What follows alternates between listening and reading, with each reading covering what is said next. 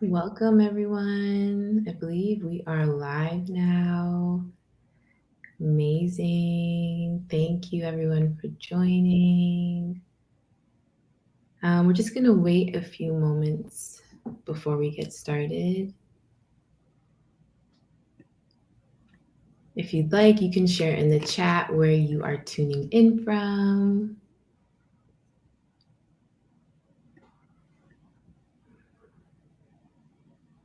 You can share country. I'm in Los Angeles. Zhané, where are you?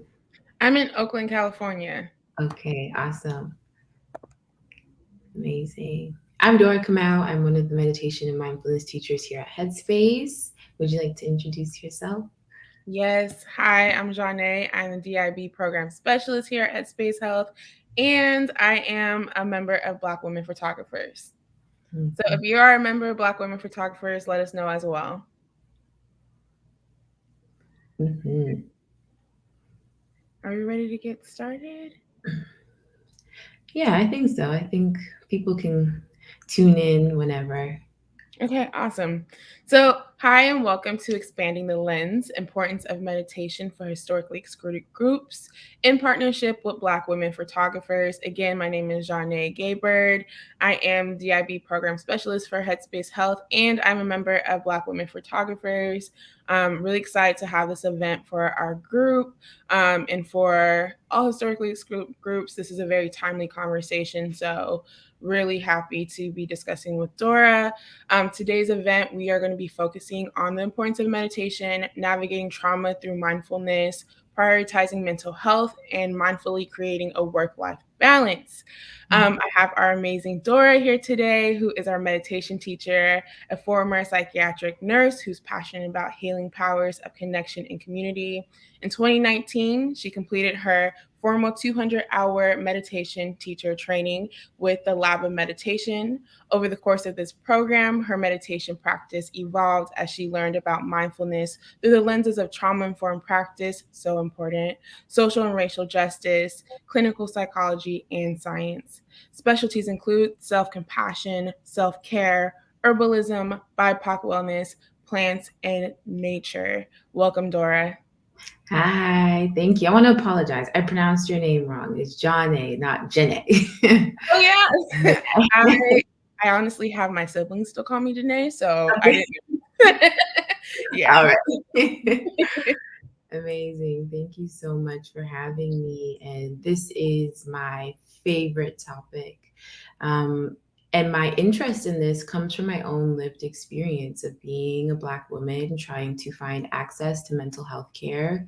I ticked off all the boxes for being someone that was normal. So my anxiety didn't really get diagnosed. It wasn't really acknowledged and seen because, again, I ticked off all the boxes. I was able to go to work. I was able to be in community, do all these things that, shouldn't be done if you have anxiety. That was about 10 years ago, though. So now I know it's a bit different. But in that time where I wasn't able to find help, I don't know where it came from, but I just wanted to make sure that if there was people like me that had went to see a therapist, they would have access to the proper health care, because that feeling of not being acknowledged, not being seen, not being heard, being told that what I was experiencing was normal, it was very demeaning and dehumanizing in a sense. So that set me on this path to be working in mental health care and to dive into mindfulness. I started to meditate about 10 years ago after just being on YouTube and searching like how to get rid of this thing. Like, why can't I breathe properly? Why am I so anxious? Why is my heart running? And I found Tara Brach, and then I started to meditate. So I wanted to just share the difference and distinguish between meditation and mindfulness. So meditation is the practice of sitting for a period of time and cultivating concentration. And we can cultivate that concentration through noticing the breath, body, sensation. Some people use mantra or sound. And as we sit, we cultivate the skill of being mindful. So, mindfulness is something that is available to everyone. Anyone has the ability to be mindful, but it's through meditation that we can start to get better at being mindful. in our day. So I think of meditation as like the gym for our brains almost. And then mindfulness is like that muscle that we start to create after we put in the reps and put in the practice and time. And so mindfulness is this moment to moment awareness, this non-judgmental awareness. So non-judgmental means not labeling things as good or bad, adding the stories when we notice things come up in our minds and in our bodies, but just purely being with things as they are in the present moment. And as photographers or as creatives, I believe that we all have access to this, right? Like I have a friend that's a wedding photographer, and for me, I'm like, I could never do that because the amount of presence to maybe have to get the kiss at the end or like get such special moments, there's such a level of deep presence and awareness that has to come from that. And that is mindfulness, right? You can't go back and be like, hey, could you do that again? Like, I missed it, you know? That is mindfulness, and we all have access to it. So, when we're able to become aware of our minds and bodies and feelings and different sensations, this can allow us to notice what's going on in those moments when we experience things like trauma, right? And a lot of people have this understanding that mindfulness and meditation helps us to get rid of our thoughts, right? But what the practice is being able to relate to our thoughts differently, being able to relate to our thoughts in a non-judgmental way or in a compassionate way. So with something like trauma, that the other day I was reading The Body Keeps the Score by Bessel van der Kolk, and he said that trauma is not a memory, it's a response. Right. So trauma isn't the memories that we have, but our response to those memories. And trauma is thousands of years old. The mechanism of trauma, how it manifests in the body, it's really a part of our body's natural protective response to things that we perceive as being dangerous. So that response that we have with mindfulness, we're learning to change the response, right? We're learning to be able to regulate after our fight, flight, fear, fawn response has been activated.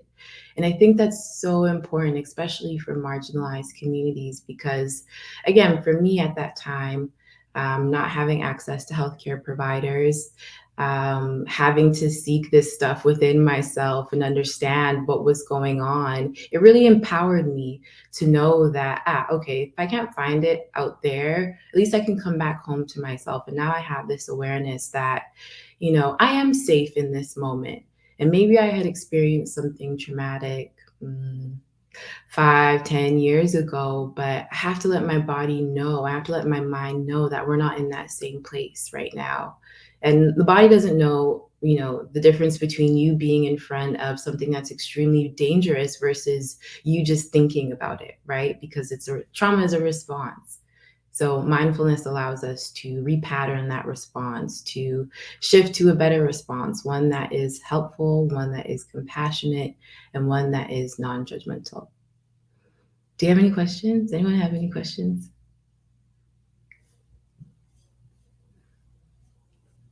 I feel like I talked a lot, but I could talk about this all day. Nothing. I don't see anything in the chat, but I just want to chime in really quick because yes, I was snapping at one point because that's really true. And The Body Keeps the Score is a really good book. I had to take my time with it, but it really opened my eyes to what I was experiencing.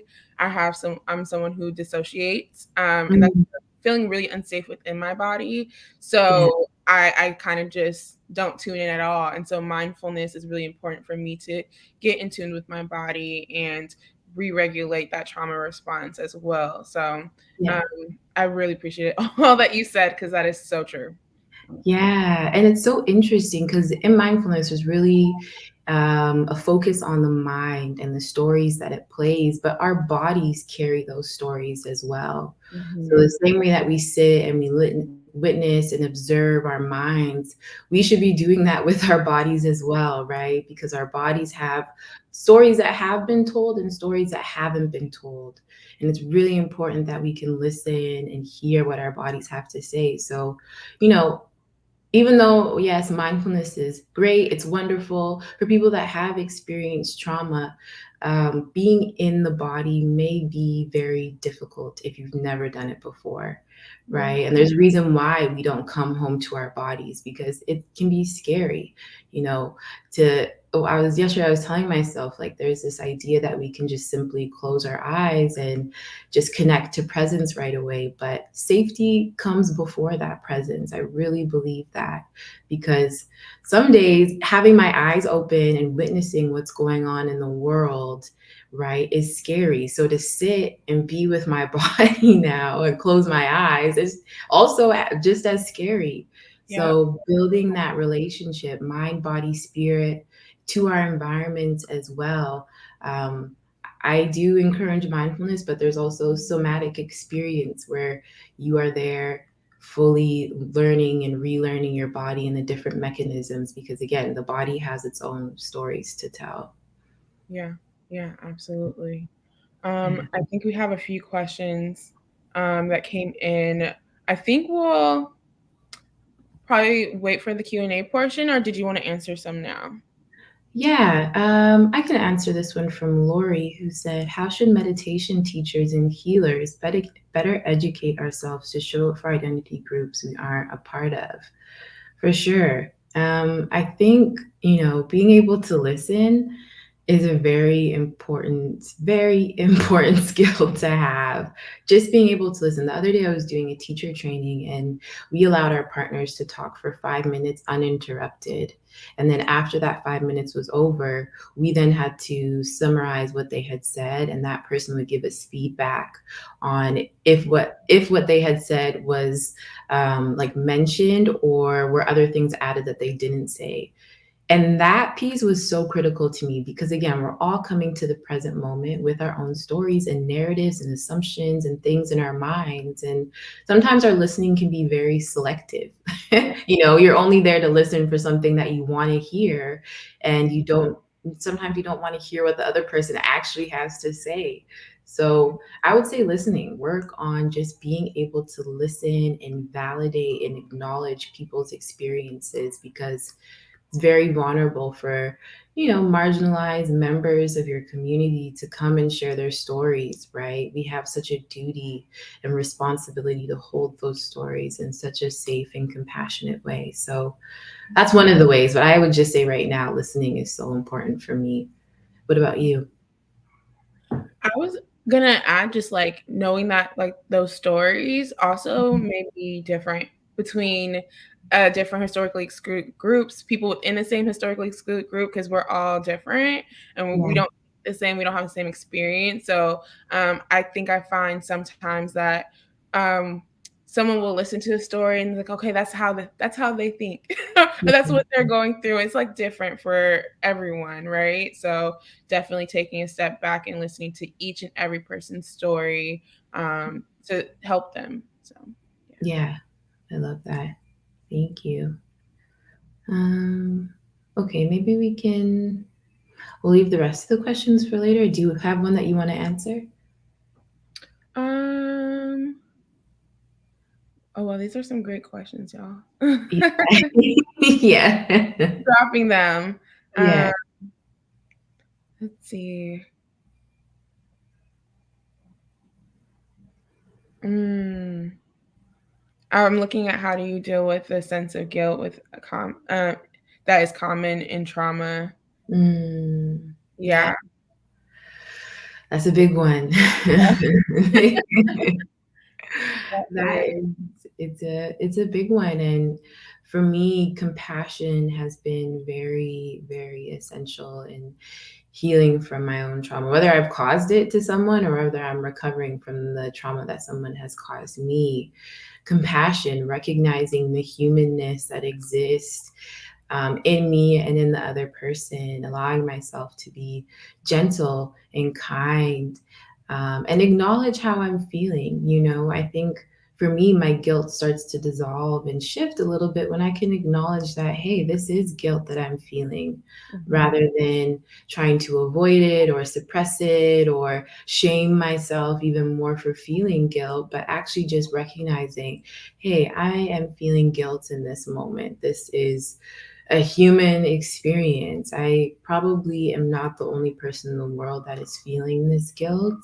Yeah. And, what can I learn from this? I'm learning that regret and guilt are two experiences that actually can help us to clarify our values Mhm. and inform what we do next. So if we make a mistake, yeah, it sucks in that moment, but this is a great opportunity for us to get clear on what it is we value and then make a more informed choice later on.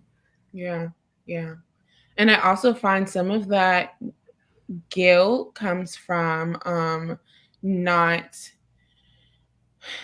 I would say like not wanting to sit in some of these feelings. For example, the recent event that happened in Buffalo, along Mhm. with all of the other things that's happening in the world. I felt myself feeling some guilt around like, why am I smiling right now? Like, why, like I was just sad 10 minutes ago or yesterday I was having a bad day, but today I'm like smiling and laughing with folks. So why I should be sitting in that because it hurts so much, right? It's like that guilt of wanting to acknowledge those feelings, but then also like feeling guilt like that those feelings are then transitioning because we're very complex, right? And it may come back later, but it's like I should be feeling this, but it's like right now I'm feeling a bit of joy and I do still feel guilt and that they can both exist at the same time. Yeah. And so that's for me where some of that guilt comes from. And I think sometimes we want to stray away from and not acknowledge some of these human feelings, right? Like guilt, like envy, like you're saying, acknowledging is so important because we are human. Yeah, yeah, and what you had just mentioned of like you can hold both at the same time, it doesn't have to be so black and white of I can only be grateful, I can only be happy, or I can only be sad. It's Yeah. like this is the messiness of the human experience is feeling those things at the same time and holding space for both of them and Right. not having that guilt or shame around why am I smiling? But like they can be there at the same time and that's okay. Yeah, Right. yeah. Absolutely. All right, continue to drop questions in the chat box. We are going to hold some time at the end for Q&A. And I would love to transition, if this is okay with you, Dora, to a short meditation. This may be some folks' first time or they're seasoned meditators or things like that, but just to actually ground in the space once more, would love to hear your beautiful voice, guys, in the meditation. Thank you. Amazing. So yeah, wherever you are, just take a moment to get comfortable. You can be sitting upright or lying down, whatever feels right for you and your body in this moment. And your eyes can be open to a soft, gentle gaze, or you can close them. Again, whatever feels right for you.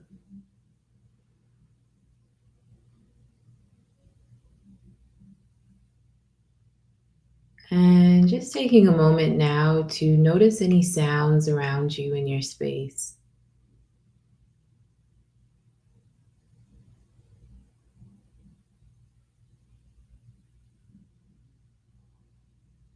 Maybe you can hear sounds that are close by. Maybe there's sounds that are further away.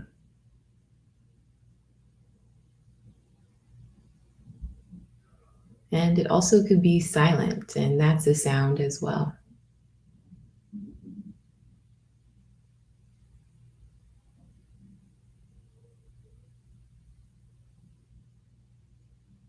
And then just bringing the focus to the body, softening the eyebrows, unclenching the jaw, relaxing the shoulders.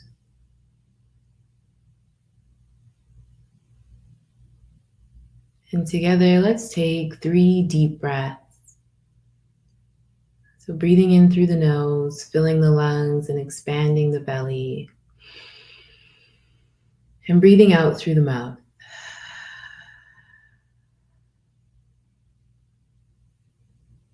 And again, breathing in through the nose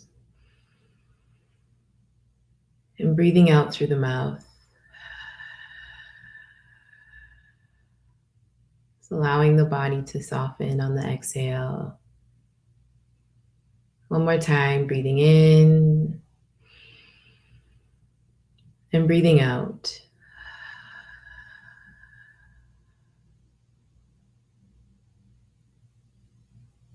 Just allowing the breath to return to its natural rhythm and natural rate.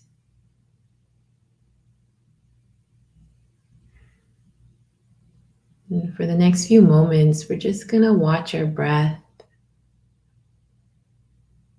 observing each inhale and each exhale.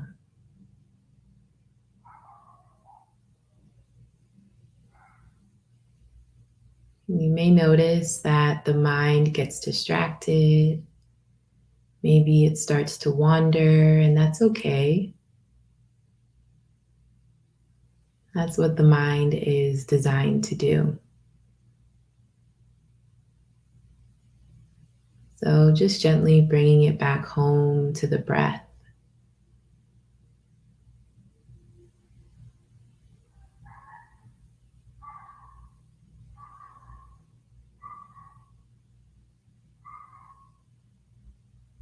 And if it's uncomfortable to notice the breath, you can try shifting the focus down to the soles of the feet and just feeling the feet connecting to the floor.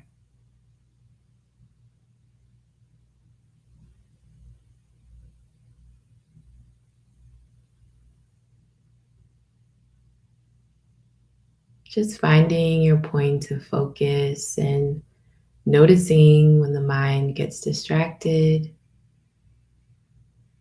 and bringing it back home to the present moment.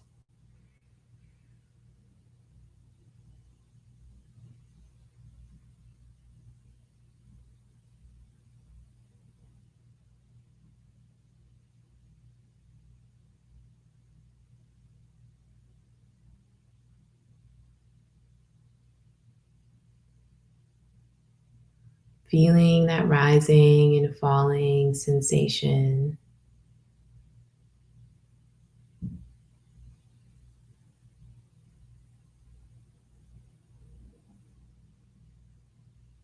Allowing any thoughts, any emotions to float by like clouds in the sky.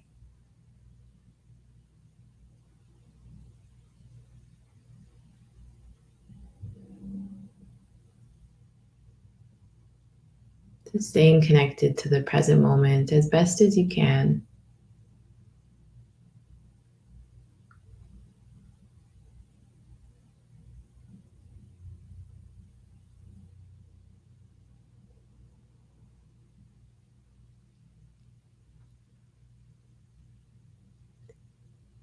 And now letting go of that focus on the breath or on the feet, just allowing the mind to do whatever it wants to do for the next few moments.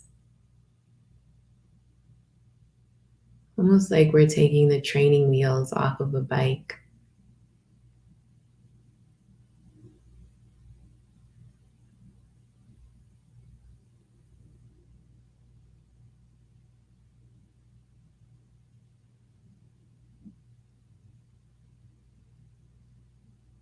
And then just gently bringing the focus back to your body, noticing those different points of contact with the body and the surface beneath you. Maybe wiggling your hands and wiggling your toes. And whenever you're ready, in your own time, slowly and gently opening your eyes. Just taking a moment here just to pause and notice how you're feeling. How maybe you could feel different from when you first began. Yeah, and thanking yourself for being in practice. How was that for you, Zhané? It was really good. Yeah. I was like, oh, I'm still on camera, but I felt really relaxed. Just in the zone. And I did while I was oh, I saw a question. Is it okay to scratch?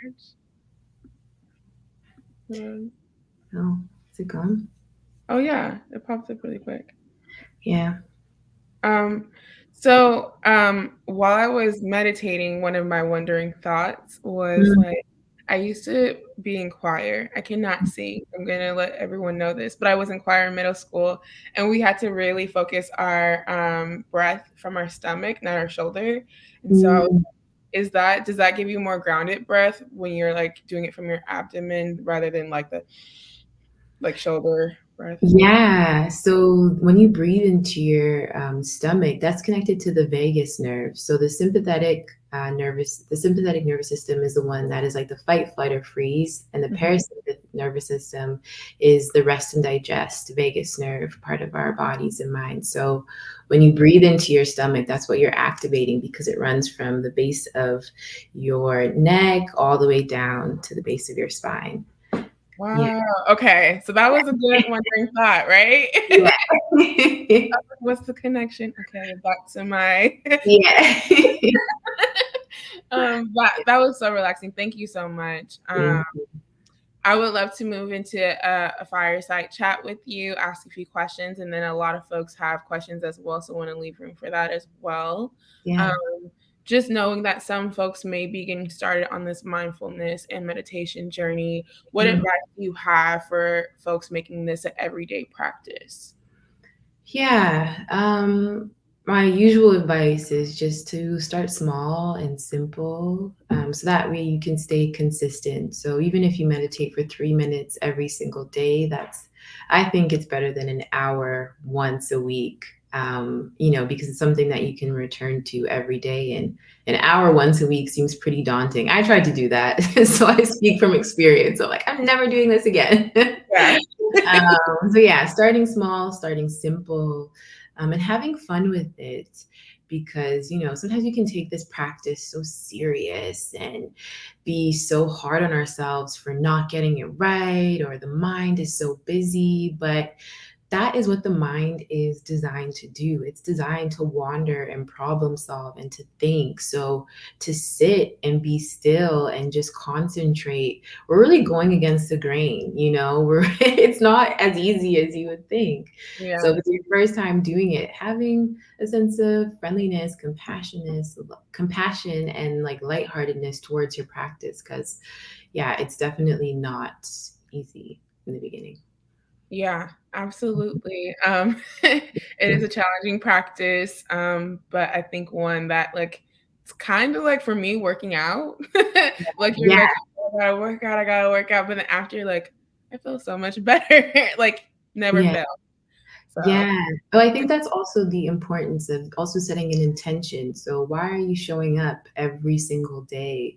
Why are you deciding to practice meditation? What is it that you're wanting to feel like after you meditate, or what's the feeling that you're working towards? So for me, setting intentions has allowed me to also stay consistent, because I know who I am without meditation and who I am with meditation. And I prefer with meditation, Dora. Yeah. I hear that. Yeah. So, something that I learned in therapy, I definitely go to therapy, and Yeah. avid person that encourages therapy. One thing that I did before starting EMDR practice, which if you read like Body Keeps Score, he talked about it, Mhm. and it was kind of like creating like a safe space before getting into the EMDR sessions. And for me, it felt meditative. And so my therapist encouraged me before, before our next session, kind of dip into this space sometimes when you feel like a little agitated or you just need to, hone in into that safe space. Do you consider that being a form of like not therapy, meditation? Yeah, what do you mean safe space, like environmentally, or how does So that show you?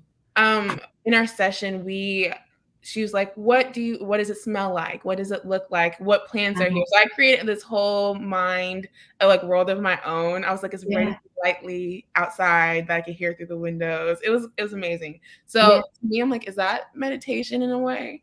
I feel like it sounds like you're connecting to your five senses, right? What do you hear? What can you taste? What can you touch? What can you see? So I think so. Yeah, definitely. You're grounding and connecting to your senses is definitely, I would say more, yeah, mindful way to ground and be in your surroundings and not just like floating and being in it. Yeah.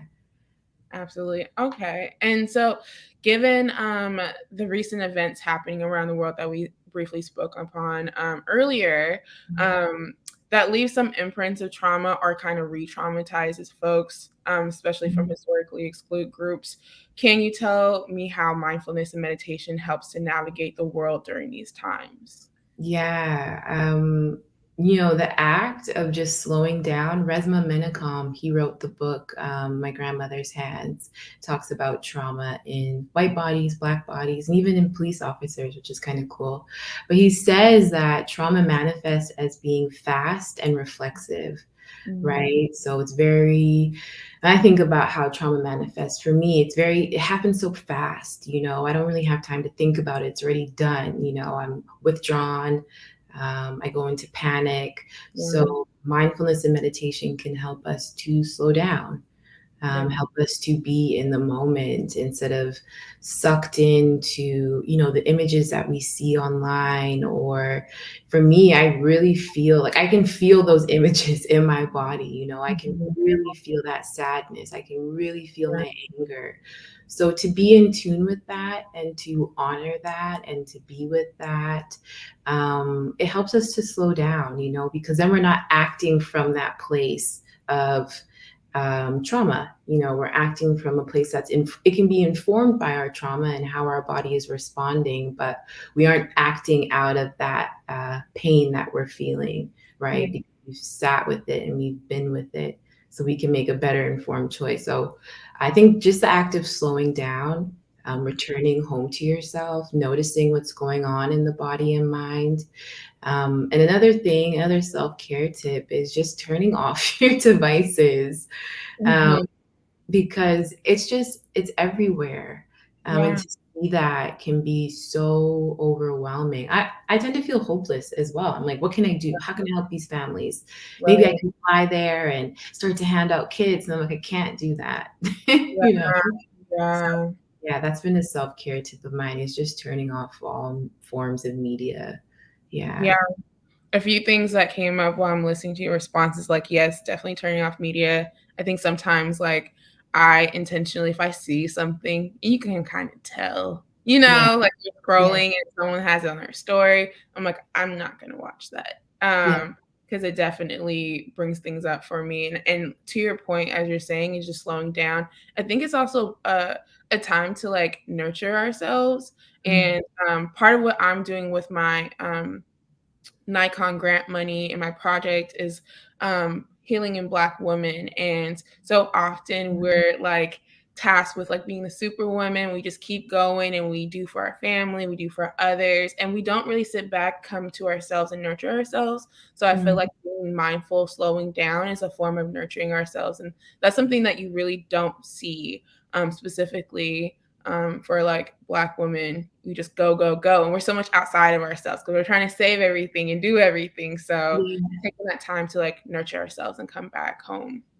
Yeah, for sure. Definitely fawn. So there's fight, flight, freeze, or fawn. And fawn is that like caregiving response of trying Mm, to appease and accommodate people. I feel like that's where a lot of Black women go to, is like, what can I do for others and not yeah, focus on myself? Because yeah, we find a sense of safety in that. So yeah, coming back to nurturing ourselves, whether it's taking a bath, getting outside, placing your feet on the soil, on the earth, it can be so restorative. yeah, yeah. Really just grounding and being here. Yeah. Um, so yeah. Yeah. Um, Another question I have is how have you seen mindfulness and meditation show up and help you in your or change yourself in your personal and professional life when you make that transition? Yeah. Where do I start?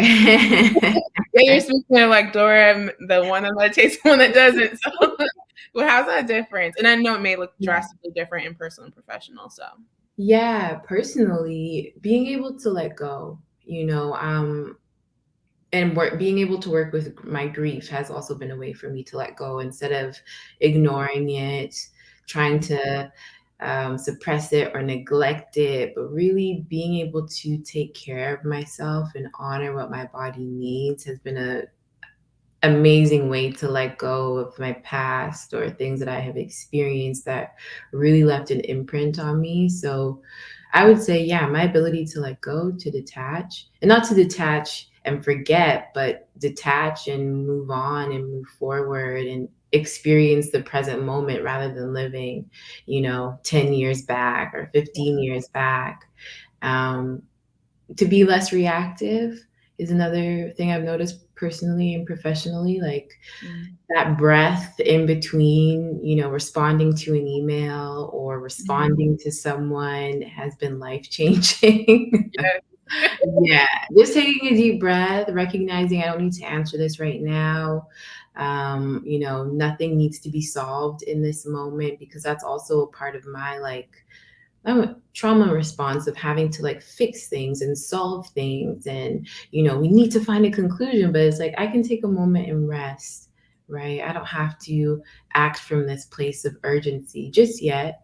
Yeah. Um, I can tend to myself and take care and nurture myself from that place. And then I'm able to serve people from that place and not from an empty cup, as we all talk about. So, yeah, being able to be more responsive and Hmm.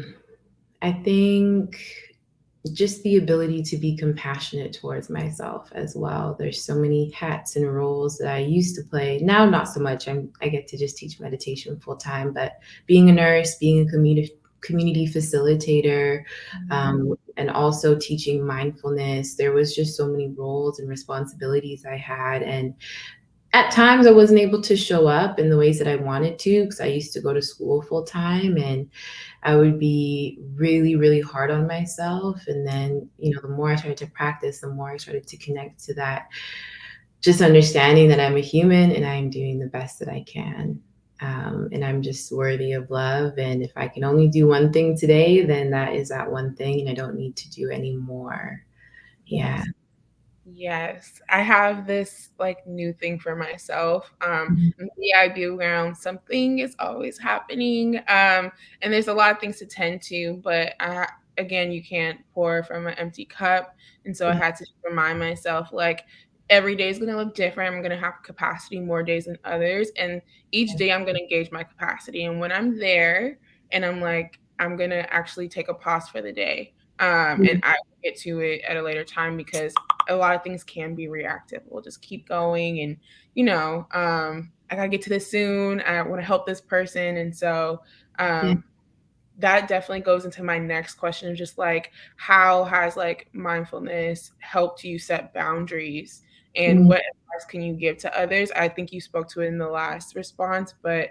definitely I think we're heading into the boundary lane and that's so important. Yes.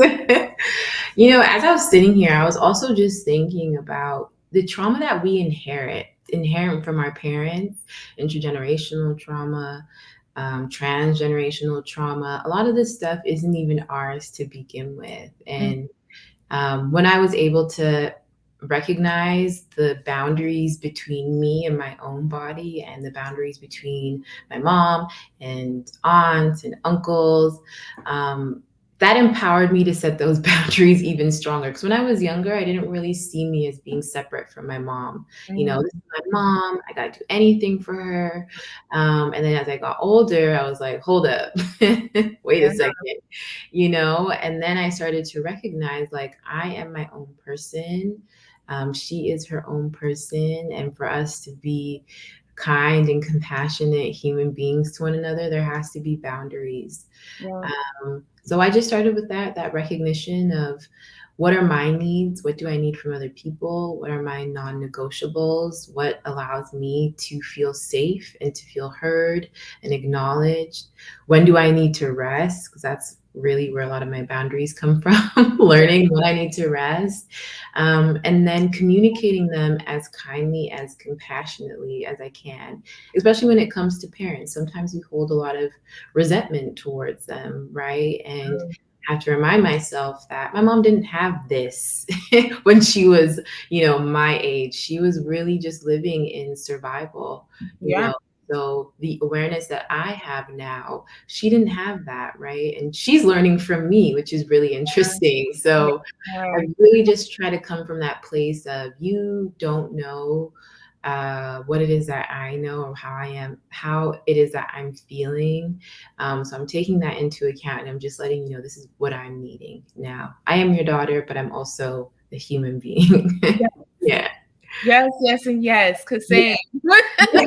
With my mom and my family, and I think a big thing with my boundaries is realizing that I have a choice. Yeah.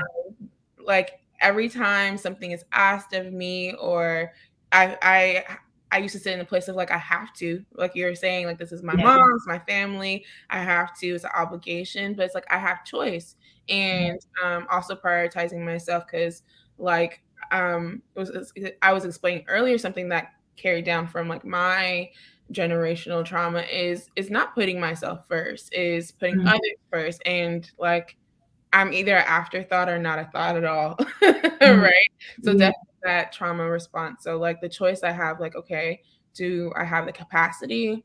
I don't. So, and then letting I think another piece is, like, um and this happens with, like, work and personal life, that folks, are capable, right? If I can't step in, if I don't have the capacity, it's gonna Yeah. get done, and Yeah. knowing that I'm not, like, the one and only, and if it doesn't get done the right way or the way I want to, that's okay. Yeah. But Yeah. it will get handled. Yeah. Yeah. Yes, and I love what you mentioned about choice because I think that's the other thing that I learned from mindfulness and meditation is that I have a choice, where sometimes the mind can only see problems. I think mindfulness opened up possibility for me. Like there is more to life than how I've been living. There is more to life than the stories that have been, sent down from generations to generations. There's a completely different life that I can live. But I wasn't aware of that at all. So yeah, that was a really, really pivotal moment for me to recognize when I have choice. Yeah, yeah, same, and I think I Mhm. just had that realization, like, end of last year, and it really changed everything for me. It Yeah, also was during the time talking about social media breaks. I took, like, a 2-month social media break. I did not wanna go back. It was just I was like, "I feel great." Like, yeah, I was doing more yoga. It was a great time, and I think it yeah. really transformed me as a person. Awesome. So yeah, I think it's about the time to pivot to the Q&A section. We do have some in the chat that we'll be addressing. I'll go ahead and start us off. Oh, Okay with for that? sure. All right. I think this is an important one, especially for historically excluded groups, racial groups specifically, Black Mhm. communities specifically. How do you work through the cultural rule that you don't need a therapist, or that's stuff white folks do? So just essentially the stigma, like, Mm. you don't need a therapist. Black folks don't do therapy and things like Yeah. that. Yeah, I was really blessed because my mom is a social worker. So when I wanted to see a therapist, she understood the importance of going to therapy. But then when I started to host workshops in the community, I would hear from a lot of different Black women, especially of, my parents aren't really on board with me getting a therapist. They don't really understand what mental health was. And I would just encourage people to advocate for themselves. So get all the information that you need, whether it is about therapy, the different types of therapy. Notice what's going on within yourself. So know what you're experiencing, whether it is symptoms or just, day-to-day thoughts and feelings and emotions. And then find a provider that you would like to go to and share that information with your parents so that they can feel like it's a collaborative thing and not just you like, I'm going to therapy and this is what it is and you can't stop me. But hey, I have been noticing these symptoms within myself, or I've been having these kind of thoughts, and therapy is this and this and this and this, and this is the type of therapist that I would like to see. And I just wanted to let you know and like get your ideas or thoughts around this, because a lot of people just fear what they don't know. You Yeah. know what I mean? So I think if we're able to educate ourselves and educate the people around us, it starts to break the stigma of going to therapy. Yeah, yeah. Yeah. And I think what we mentioned before in the conversation, that survival mode, uh, Mm, is like the lack of knowledge in folks for so long. I can speak yeah. to like my family, like specifically, like a lot of folks are operating in survival mode. So it's like that's not needed. Yeah. We get to the point as long as bills are getting paid. Yeah. That's all you need to be like a grown adult. And I think Yeah. our generation specifically, we're realizing, and some folks have the privilege, like yourself, like having a mother who is in social work, knows the importance of mental health. Like we're Yeah. like, okay, no, there's some new knowledge dropping, and we're feeling some things for ourselves, and this is how we want to operate outside of survival mode. So Yeah. And I would say the other thing is getting a therapist that understands your experience, because that was where I stopped going to therapies, because she didn't understand the experience that I was having. So finding a therapist is a term like dating your therapist, but you're allowed to break up with therapists if you need to. But it's important that you find a provider that makes you feel safe, because experiencing someone who doesn't can stall you from ever going back to therapy again. yeah, Yeah. safe and seen. Yeah. Absolutely. Because I've had the journey of finding therapists. So, oh my, this isn't working out and things Yeah. like that. So, yeah, definitely trial and error. Um, to get into the next question, it is how did you learn to label feelings and then let them exist without fighting them? Yeah. That's a beautiful question. Yeah, just like what we did in the meditation. So noticing where for me, I focus a lot on my body. So where can I feel this thing? Where can I feel the tension in maybe it's in my chest, or, the drop in my stomach, or the sweatiness in my palms. And from there, what feeling am I feeling in this moment? So I noticed that those things will come up when I have to do public speaking things, or when I have to do something for the very first time, or go into the office I've never been into before. But when I'm afraid, I feel those feelings, and to kind of flip it around in my mind of like, what is this teaching me now? Right. So what is this fear teaching me? What is this sadness teaching me? What is this anger teaching me? And that allows, once I have the lesson, that allows me to detach from it. So I think sometimes we experience emotions and feelings, and we kind of just want to like touch them and then go away. Like, okay, I've seen it and then I'm gone. But, there's so much that we can learn from our emotions. They're teachers, they're here to inform us and to guide us. And so if we can stay open for the lesson and what it's bringing to us, what it's bringing to our awareness, then it's easier to let go of them once we understand what they've taught us and what they've brought us as well. Yeah, yeah, Mhm. that's an amazing response. Thank you. Moving through it, and I think it allows us to continue to be present. So, Yeah. Yeah, for sure. um, the next question I have is, what advice would you say to someone who wants to reprogram their mind and remove the trauma from their body? Mm. Yeah, that's a big question. Mhm. I feel, what step-by-step advice would you say to someone? I think, um, having a practice is important.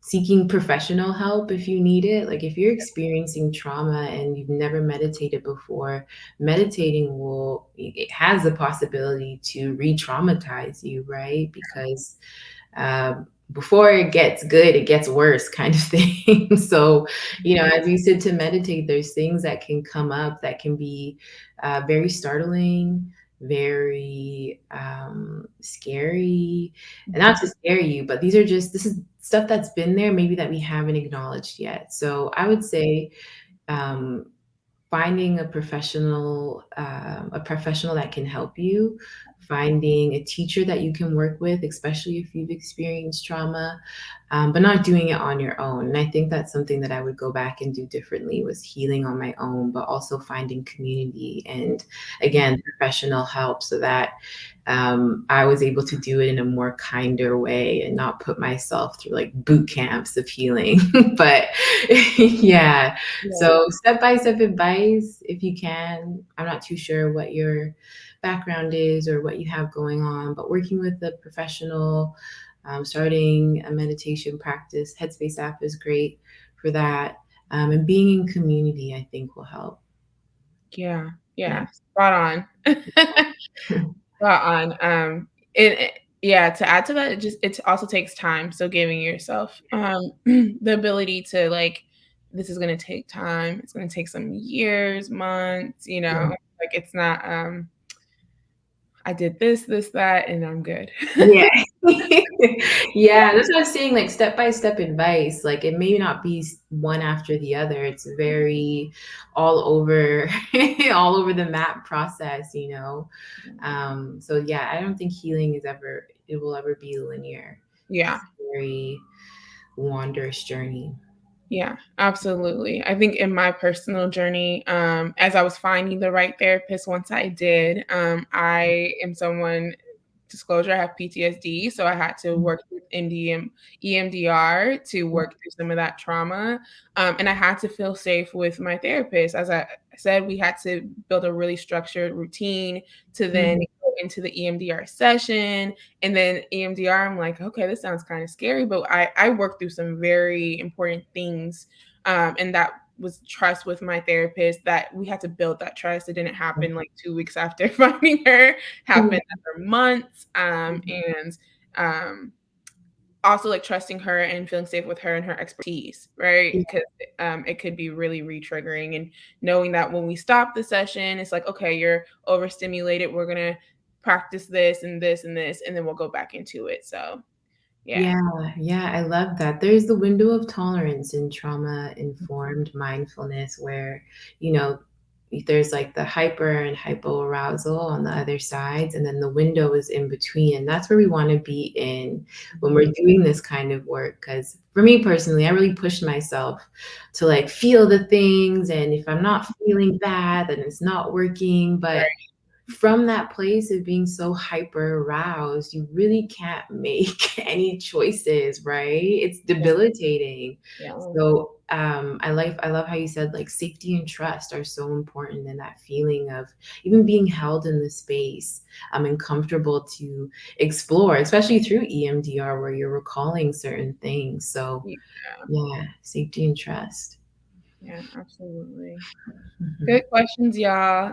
We have about 8 more minutes, so continue to drop them and we'll get through as many as we can. The next question I have is, how do you stop your mind from wandering during meditation and to keep up with meditation? Yeah, that's a great question. Just noticing when your mind is wandering. That is mindfulness. That is the practice of, okay, my mind is now thinking about my lunch and what I'm going to eat tomorrow. Or, oh, here my mind again is thinking about what happened last weekend. I have a fun practice that I do of like noticing the different characters that are in my mind. Like I have a very fixing mind. Whenever I want to fix things, that will show up in my thoughts or planning. Before I started this live today, I was meditating and my planner mind came out of like, okay, we're going to do this. And did I do that? And I got to call this person. So, you know, noticing those different thoughts, if you like, you can play around with them and categorize them, name them. But I think it's just the ability to note that your mind has wandered is the way that you can stop your mind from wandering. And it will continue, but you'll be able to come back to the present moment instead of get lost with those thoughts. Yeah. Do you typically, do you let your like thoughts like see them through and then come back to the present moment? Or are you like, I see you, not right now. Come Yeah. back. Yeah, I see you. I'm like, here you go again. Like, and then I'm like, all right, let's come back to the breath or back to sounds or back to my body. But yeah, I'll normally just be like, okay, there you go again, Dora. Like, let's bring it back. Like, we don't have to think about that right now. It hasn't happened. So Yeah, I definitely have fun in my meditations now, but before it was very like, you got to do this here like this, or else it's not a meditation. Yeah. Yeah, yeah. I love. All right. We have like two more questions. Right Okay. now. How to validate and cope with your mental health and feelings yourself rather than relying on others too. How to validate? Yeah, I think validation is how you can, acknowledge that you are maybe struggling with your mental health or having challenges with your mental health. So acknowledging what is happening. Sometimes I'm afraid to say the word acceptance, but acceptance isn't like being in agreement with, but it's just kind of letting go of that resistance to what is in the moment. So if you're able to just notice, okay, like this is what's showing up for me today. It is valid. Maybe I've worked too hard, or I haven't been sleeping well, or I haven't been exercising. And then, whether it's reaching out to professionals, finding support online, there's so many great websites now and so many services online that people have access to, which is amazing. Being in community, journaling, finding practices that you like that allow you to cope and navigate whatever it is that you're going through. I'm not too sure what mental health means for you, but I think you had mentioned already of just validating what's going on and acknowledging how you're feeling. I think it's the biggest step. Yeah. Yeah. Are you ready for the next question? Yeah. Yeah. Yeah. Yeah. Take a sip. I'm going to take a sip as well. We've been going strong. Yeah. Any tips for a teen starting therapy soon? Yeah, that's a great question. Do your research, do your research, find out what it is that you're hoping to get from therapy. There's so many different types of therapy, talk therapy, somatic therapy, EMDR, as you shared. So I would say, yeah, educate yourself. I think education is like the biggest, the biggest piece of it, because then you're more familiar with what will come up, what will happen, what to expect. YouTube is great, what to expect from first therapy session. I'm sure there's so many different scenarios that you can watch online. If you are wanting to get a teen into therapy, talking to them, trying to, figure out where they are in their life, what's going on. I remember my mom was really trying to force me to go into therapy when I was a teenager, and I recognize now that people have to be ready and willing to go, and it's not something that you can force people into. So yeah, education and just holding space for people to want to go to a therapist and not forcing the idea of therapy on them. Yeah. Yeah. You definitely have to be ready to do the work. You can Yeah. go to therapy for a long time, and if you're not doing the work or willing to do the work, it won't be useful. Definitely Yeah. hear that. All right. I think this might be our last question. Is it inadvisable to go to a therapist outside your race or faith?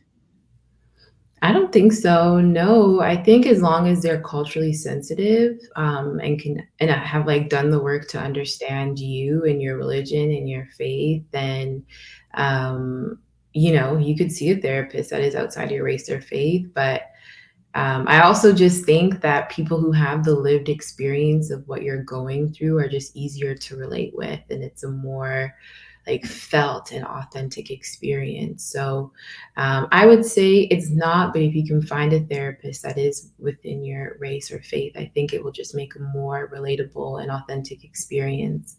Yeah. Yeah, Yeah. I agree. Because I'll say something, I'm like, you feel me. Yeah. Yeah, it's a great connection. Yeah. Good. Wow, these are great questions. Yes, thank you, y'all. We're gonna go ahead and close out. There is gonna be another session on Twitter Spaces at 4 p.m. Pacific time, Mhm. and you can talk to Dora once more and ask some questions. And thanks, y'all, for coming. We really enjoyed you. Yeah, thank you so much for joining. If you haven't tried the Headspace app, I actually have a code for people who want to try it out. So that is www.headspace.com and then /code. And my code is Dora30. So you can get free access to the Headspace app for 30 days if you'd like to try it out. So, yeah, thank you so much. Yay, it's in the chat. So, yeah, if you'd like to try out the Headspace app, really encourage you all to try it and just see if meditation is for you. So thanks. Thank you.